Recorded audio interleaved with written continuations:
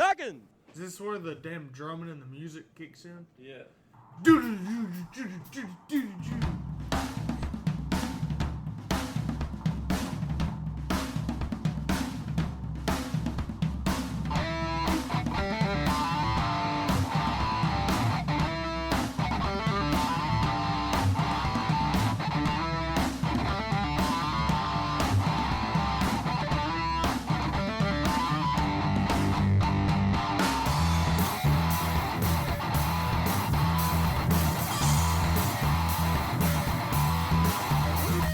What is going on, everybody? Hello and welcome. Thank you for being here. Thanks for joining me. Ahoy and welcome to On the Pipe podcast. Today is Tuesday, January the 16th, 2024, years after zero. I'm your host, as always, Tyler Shepardson, and you're joining me just in time for OTP Tuesday. We got a little bit to talk about. We got a little bit of racing action going on, some storylines, some headlines coming out of the off-road world, but we're just a few weeks away from being full bore right in the middle of racing as we know it. I guess we kind of are now. We got all sorts of stuff popping off, all sorts of stuff going on. Last week, we talked about the works racing that kicked off in Taft, California. This weekend, and by this weekend, I mean this past weekend, NGPC, formerly known as the AMA Big Six, now as the National Grand Prix Championship. They kicked off their series starting out in Delano, California. We're going to talk about that, go over some of the results. And then, like I said, a couple headlines going on throughout the off-road world this coming weekend. We got a little bit more racing going on. We got U.S. Sprint Enduro. They're going to be kicking off their series down in Georgia. And then we also got the full gas, not Sprint Enduro, not quite sure what they're doing. They're doing a race down south of the border, so it'll be the first round of the new ownership down there.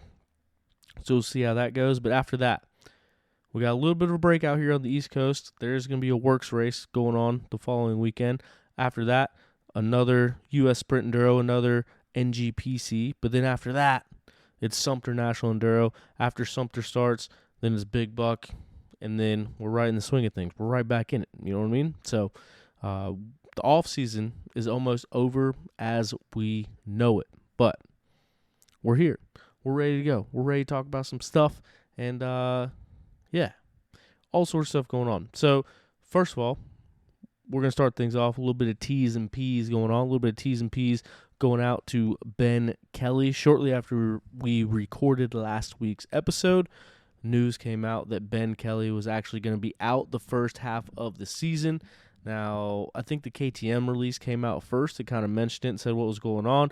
And then GNCC, they followed up. They put a post out as well, and they said that it was a torn labrum in his hip where he underwent surgery to fix that labrum in his hip. So the labrum, just like the labrum in your shoulder, kind of holds that femur into the hip socket.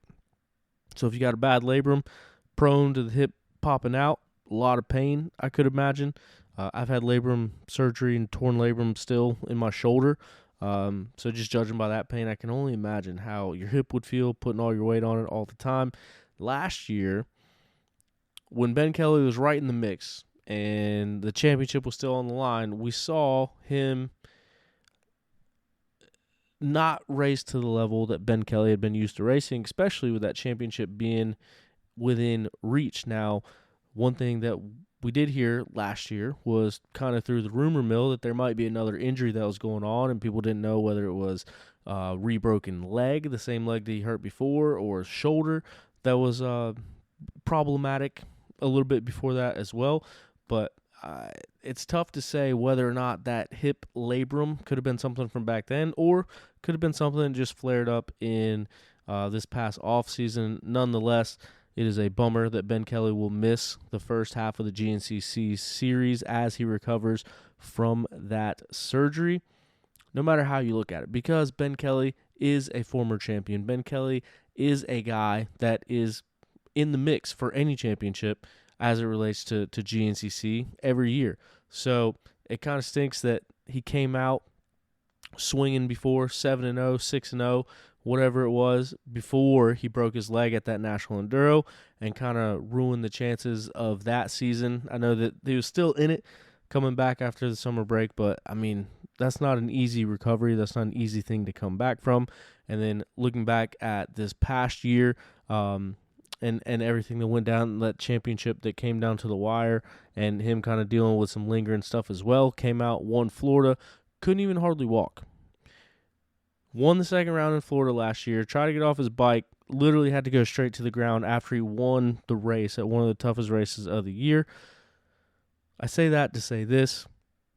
I think everyone wants to see Ben Kelly out there. I think everybody wants to see the best of the best battling, and it is unfortunate that Ben Kelly did have to get that surgery, but T's and P's going out to Ben Kelly, wishing him all the best for a 100% recovery as quickly as possible. Can't wait to see him back. In the interim, in the meantime, Ben Kelly's factory KTM teammate from the West Coast, Dante Oliveira, will now be stepping in to fill that role at the GNCC series for the first 5 rounds of racing, which is something to be very excited about. If you're unfamiliar with Dante Oliveira, you better get familiar, because it's going to be really interesting to see how well he does over here at the GNCCs. Dante Oliveira last year won the AMA West Hare Scrambles Championship, I do believe. He won the NGPC Championship last year, I believe, which I think, if I'm not mistaken, was 3 of those championships in a row. He also led the efforts for the ISDE winning team this past year. All that being said, he's fast. All right, really fast. We're going to see how that translates as he comes over to a GNCC. Now, we've seen riders come over from overseas and race GNCCs. We've seen people come down from Canada and race GNCCs. We've seen some West Coast guys come race GNCCs. We saw Cody Webb come race GNCCs. We saw Zach Osborne come race some GNCCs. We've seen the transition going back and forth between different races. It'll be interesting to see how Dante does, being at the peak of his career, winning these championships, showing out at the ISDE, putting himself on the world stage and how good he is. I'm excited to see Dante Oliveira come over and mix it up with the GNCC's best. He is a West Coast guy, a desert-based guy, just because of what there is out west. But it'll be interesting to see how he comes out and makes that transition into the GNCC world, into that 3 hours of racing, into the trees, the mud, the clay, the slickness, and all that stuff. But he's going to have a familiar face, familiar teammate. Also, an ISDE champion, Brandy Richards. She's coming over, as we all know, with that Landers KTM team to make her debut racing GNCC for this entire season. So I'm sure that they'll be able to bounce some ideas off of each other, and also with the help of that KTM crew, that whole KTM group, I'm sure that both of those riders are going to come into their own pretty quickly. And I think we'll see Brandy Richards challenging for race wins, and I don't think it's crazy to think that Dante Oliveira will be challenging for race wins by the time some of those 5 rounds are up, especially like Camp Coker. I think Camp Coker's going to be included in there. Big Buck can be fast, rough. I think that's another one to look out for him at. But yeah, I think it'll be cool to see the mix up. So T's and P's for sure out to Ben Kelly. We want to see Ben Kelly out on the bike. But getting Dante Oliveira out on the bike in the meantime, I think it's going to be a treat that all of us on the East Coast are going to get to see, as we get to see such a premier West Coast talent and ISDE talent come over and race the familiar territory out in the woods with us out here on the East Coast. So that's a little bit of the news kicking off. Some more news kicking off. We got some new sponsors for the show. Kind of mentioned it last week. We don't have it fully developed yet, but we got some new sponsors of the show. Ride Battery Park. It is a off-road riding area down in South Carolina, so I know a lot of people are up north, frozen grounds, and even a lot of people around the Carolinas. If you don't necessarily want to go all the way to Florida, check out Ride Battery Park. Tons of trails, lots of single track. I think they got a motor track there. Like I said, not 100% complete, but I'm excited about it. And the Ash Brewer and the whole Brewer family, they're all fast racers, and it's a really cool place to go ride. So we'll bring you more on that as it develops. But yeah, it's cool to be working with those guys. And then also we're gonna have. We'll wait. We got some more sponsors. We're gonna wait. We're gonna get into that. We're gonna be prepared when we bring it to you. But the sponsor you guys all know. This episode is actually brought to you in part by him, Zach Tussle at Raymond James Financial. Zach is a racer and financial advisor that helps his clients win when it comes to retirement and financial planning. If someone you know wants to save and invest for their future or is already retired, needs advice for income during retirement, Zach Tussle is always my first recommendation. I talk about Zach a lot on here. Obviously, every episode he is a sponsor, but I mean it. You need to talk to him. Go to financialadvisorsdenvernc.com and let him know you're a listener of OTP. You get a free consultation, and he can let you know exactly what his services are and how he'd be able to help you out. So, yeah, Zach Tussle. Hit him up. Financial advisor, Raymond James. So now, looking back at some other stuff that we got going on, we're going to talk about the NGPC results. As we mentioned, it is a series that just got kicked off. They did their first round of the 2024 season. It was in Delano, California, and the National Grand Prix Series. Checking out at the 450 class, it was none other. The man of the hour, Dante Oliveira. Goes out there, as mentioned, several championships in a row, goes out, starts the season off on the right track, gets the overall win out there at the season opener. Dare DeMartille on that beta machine. We saw him having success last weekend at the Works race. He comes and backs up second place with the NGPC result, and then Justin Hoft will round out your overall podium and the third place spot in that 450 open class. And then looking out at Pro 2, who's the guy we were talking about? Who's the guy we said be on the lookout for? He's back in America. Mason Simmons on that RPM KTM team, getting the chance to go out there and race on the West Coast, getting the chance to come back to America, keep the dream alive, and continue racing out there. He goes out and wins the season opener of the NGPC series. So his first start at the NGPC series in that Pro 2 class, and he takes the win. So shout out to Mason Simmons. I think he's going to be a force to be reckoned with, especially out there in that wide open fast stuff. Taking home second place in the Pro 2 class was Kai Iao. I always got to think about it. I know it's like three vowels in a row, so I got to think about it in my head. Kai Iao. I-A-O. You know what I mean? So he goes out there, gets second place. JP Alvarez would round out the Pro 2 podium. And then we look down to our women's pro class. Michaela Nielsen will go out and take the win. Ava Silvestri in the number 2 spot. And Caitlin Jacobs rounding out your women's pro class out there the first round of the NGPC series. Other than that, like I said, not a whole lot going on yet. We're about to be right in the thick of it. So, yeah, we got Supercross going on. That mud race last week. If you watched San Francisco Supercross, it was a muddy mess. Now, it led me to two different thoughts. One, would anybody, actually, so this is a two-part thing. I wonder, in a situation like that, do any of the teams go back and put in a stock motor? Because Supercross motors are all amped up, trying to get the most power out of them. And usually, when you're trying to stretch the most power out of that engine, you're taking away reliability out of that engine. So I wonder if any of those teams go back and put a stock motor in just to have it hold up a little bit better, especially in the mud like that. And suspension.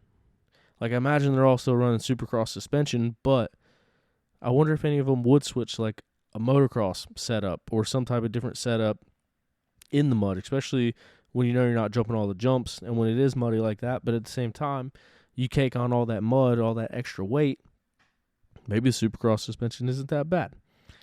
Also, one thing that I would love to see, and I don't think there's any way to test it, I don't think there's any way that we could really find out, but like the top 5 GNCC guys, put them in a Supercross race like that in the mud. Where do they end up? Do they even make the main event? There's a lot of Supercross riders out there that don't make the main event. But I think you put some Woods riders out there in the mud, even like even Jonathan Johnson. I'm going to use him as an example because everyone knows Beta is making their debut into Supercross this year. Colt Nichols is injured. Last week, and by last week I mean Anaheim won, they hired John Short to ride Colt Nichols' bikes. Benny Bloss is on the other bike. Say you take Jonathan Johnson, factory Beta XC2 guy. For the majority of the Georgia Mutter this past year, Jonathan Johnson was your overall leader. For a good portion of that race, not just the XC2 leader, the overall leader with Evan Smith right there with him. Craig DeLong got his first win in the mud down there in Georgia. Imagine you put Jonathan Johnson on that second Beta machine because John Short was back on his Kawasaki. Beta only had one bike out on the track for all I know. Imagine you put Jonathan Johnson on that bike in the mud. Does he run with or better than those Supercross guys? And when you look at those guys ride, it's hard to say. You can't completely dismiss it. You can't completely rule it out. I would love to see it, but with all the Supercross licenses and all the hoops you got to jump through, I don't think we'll ever be able to see that happen. Especially too, like, you're not going to take a Woods guy. I don't think there's many Woods guys, and I'm saying many to be nice. They could go out and run a full Supercross track like lap after lap, like hitting the rhythms, hitting the triples, hitting the whoops. I know that there are some that can do a lap, but to do 20 minutes of it, that's a skill. So you also got to factor in that you got to have the Woods guy there for the mud race. Like when you got rain in the forecast, you know it's going to be muddy. We need him out there then.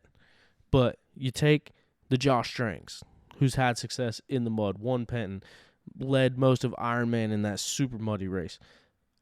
You take guys like him. You take guys like Stu Baylor, Craig DeLong, Jonathan Johnson, Grant Baylor, whoever else you want to throw in there, and put them against the Supercross guys in the mud.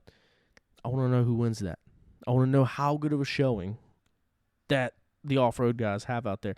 One thing I will say is it takes moto guys about 5 times as long to pick up their bike after a crash, and I don't understand that. A lot of times they'll crash, brush themselves off, look around a little bit, look for a track worker, start to pick up their bike. It's crazy. I don't understand. And I've talked about it before. Josh Toth's crash at, I believe, the Cherokee National Enduro, where he just goes flying across the ground, ends up 50 feet away from his bike, and just runs back over, picks his bike up, spins it around, keeps going. It's like, where's the urgency? But I digress. It'd be interesting to see. It's something that I don't think we'll ever be able to see, just given the circumstances, but it'd be interesting to see. I think there had to have been a lot of you guys that are watching Supercross having that same exact thought in your head about as far as like the GNCC guys racing the mutter. So, yeah, I don't know. I think it'd be interesting. Other than that, I don't believe there's any other silly season announcements that have not came yet to fruition. One of the big free agents of the offseason, Josh Strang. Hopefully, we'll see an announcement from him here soon about what his plans are for 2024 and beyond. But outside of that, and then Thad Duvall. I don't think Thad Duvall has officially made an announcement yet, but he's down at the Shoals riding with Stu on the same color bike as Stu and the same graphics as Stu. So one can only lead to believe what's going on with that situation. But other than that, I think all the teams are out. I think everybody's been announced, and I think it's going to be a good season of racing. We got a lot of changing, a lot of parity going on in the pro classes, a lot of people moving up, a couple people moving down. I think it's going to be a good season. It's going to be a good year. That being said, it's going to be a good year of OTP. It's going to be a good year of On the Pipe podcast. Next weekend, we'll have some more racing. Next week, we'll have some more racing to talk about after the racing happens this weekend. So hopefully we can get up with some of the winners or some of the big storylines coming out of the weekend this weekend. And, I also want to give a big thanks. I know a lot of people did reach out about my brother last week. So I want to say thank you for everybody that did that. Everything went well. He is back home. We're here hanging out. But yeah, so haven't been able to get to the studio, just hanging out around here. But the goal is get OTP Tuesday back in full swing, get the guests back coming on the show, get people talking, get the videos going, and be on the lookout. That is the plan as we move forward, especially by the time that we get into this season. But until then, we do have some new shirts. If you didn't catch those, you can click the link in the Instagram bio or go search for our Shopify, and you can see new shirts. We got the Shred Till You're Dead shirt. We got the helmet shirt. We got the normal OTP stuff. We got OTP hoodies, and the hoodies are about to get ordered. So if you want an OTP hoodie, the softest, most comfortable hoodie you'll ever have, you need to order them now. Whether you do it on there or you message me, going to put in a big order, and then that's it. Done until next year. So check out that shop. Buy some T-shirts. That is going to help a long way in supporting our effort in getting to the races, to be able to film the races and to be able to keep the content coming for you guys. We got some cool ideas for some videos that we're going to do this year, hopefully, and all that merchandise stuff, all that kind of stuff. Anything I can do to generate some money is going to help those efforts to bring you more off-road content. So if you like the shirts, cool. Hope you can grab one. I'll have some at the races. So if you want specific shirts, shoot me a message before the races. I'll deliver them for free at any of the races. But in the meantime, if you want to order one now so you can be ready to go by the time your favorite series starts, check us out on Shopify. Other than that, be a friend, tell a friend. Don't forget to subscribe wherever you're listening to this at, whether it's Spotify, Apple Music, YouTube, wherever you're listening to this at. Hit that subscribe button. It'll keep you up to date when we put episodes out, so that way you'll be the first one in the know and know what's going on. Other than that, I think that's about all I got for this week. But looking forward to everything to come. And if you made it this far on the show, thank you so much for being a fan of OTP. Thank you so much for listening on, and we will see you next time.